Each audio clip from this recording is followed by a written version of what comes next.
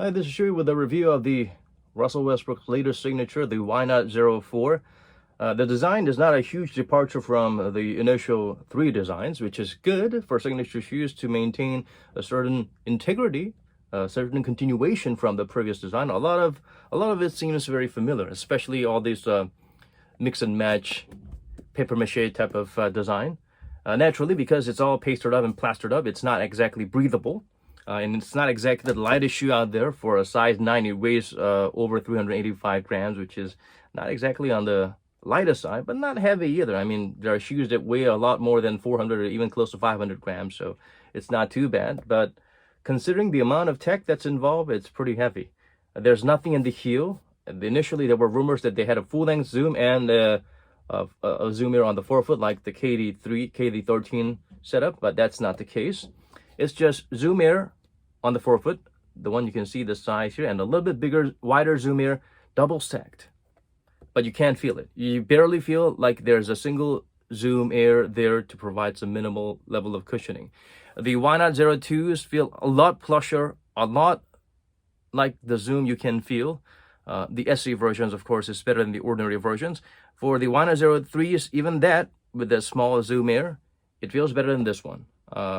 The SE version always seemed to up their game a little bit, and then they seem to come down and produce something that's got a very stiff, firm midsole foam. The heel is pretty stiff, not as bad as the Zoom Freak 2s, but almost as bad. It's not very different from the Why Not 03s, and if you switch it up to Why Not 03 SE, the SE version always comes up with relatively softer heel cushioning. Although it's just the same foam, but maybe it's a different density, whatever it is, the chemistries that it's involved, but they do seem to provide an upgrade in terms of cushioning. There's a heel cup here that gets the job done. This little plastic tab is purely aesthetic.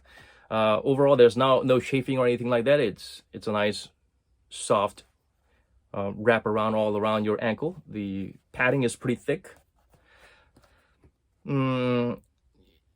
It fits snug, so if you like a very tight fit, you can go to the sides, but if you need some room, if you need some wiggle room, I would advise going half a size up. Personally, I'd like to go half a size up because I don't want my toes like scrunched up all the way to the tip of the shoe. It feels a little bit shorter than most shoes. It feels like it's shorter. It's not narrow, it's roomy on the width, but it feels a little bit short. Maybe it's because of all the padding around the ankle.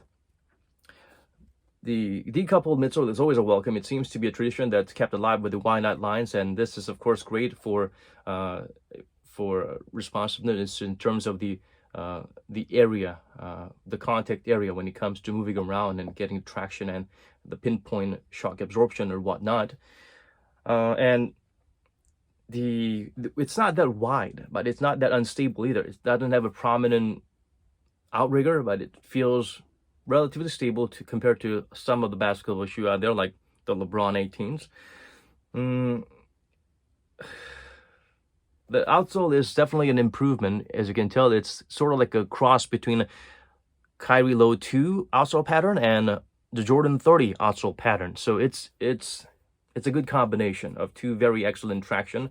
Also maybe sort of like the Kyrie 3 traction, just a little banana rice type of pattern all around. It's good. I like it. It's much better than the Why Not 03, which had a very subpar traction. So the only upgrade you get with this is perhaps the design and this unusual gimmick of a double stack zoom on the forefoot you can't feel. Yeah. Traditionally, the SE versions always offered something better. At least that's what I experienced in the 2s and the 3s. So I would expect the same to be done with the Why Not 04s as well. So patience is a virtue, and good things come to those who wait. Your patience will be rewarded. If you love Russell Westbrook, and if this is the kind of design that you go for, and if you like shoes with minimal cushioning with some excellent traction, this is certainly an option for you. As for this little exposure in the zoom air, it's not entirely an exposed nude zoom air. There's a thin layer of film. I believe there's a thin layer of film on outside of the zoom air, because this is definitely a little bit firmer than just a zoom bag. So don't worry about this getting punctured or anything like that. It's kind of like, you're worrying about a plane crash when you could actually die of a signboard falling on your head. It's got a higher probability than dying in a plane crash. So it's sort of like that. As long as you've got some kind of an air technology in the shoes, if you stepped on some sharp object accidentally, you might end up puncturing it. Sometimes you might end up not puncturing it because it didn't make it all the way. And even if it's exposed, you might not puncture it. Even if it's not exposed, you might puncture it. The chances are always 50-50. So there's been a lot of shoes where the cushioning technology was exposed to the elements, but it's never about that. It's more about the wear and tear and, I guess, luck, coincidence, chance encounters, perhaps. This upgrade in the traction, so definitely one merit there. But the cushioning, I wish they could have just put some zoom here, or just give us a full length zoom, or use something really soft here, like Lunalon or React or even Cushlon. So this is pretty firm. It's disappointing.